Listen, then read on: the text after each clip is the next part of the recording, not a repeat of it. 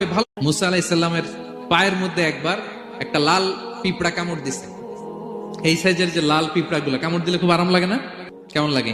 হ্যাঁ, খুব ব্যথা করে, প্রচন্ড ব্যথা করে। তো মুসা আলাইহিস সালামের মেজাজ কি নরম না গরম?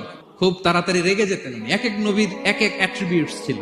তো মুসা আলাইহিস সালামের পায়ের মধ্যে লাল পোকা, লাল পিঁপড়া কামড় দিছে, প্রচন্ড ব্যথা পাইতেছে আর ডলতেছে আর রেগে গেছে।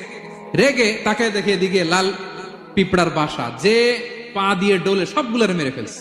তো ঘটনাটা ছিল, মুসা আলাইহিস সালাম আল্লাহকে জিজ্ঞেস করছিলেন এই ঘটনাটা আল্লাহ কেন ঘটাইছে। আল্লাহকে জিজ্ঞেস করছিলেন, আল্লাহ আযাব যখন কোন এলাকায় পাঠান তখন তো শুধু জালিমরাই মরে না, ভালো লোকগুলাও তো মারা যায়।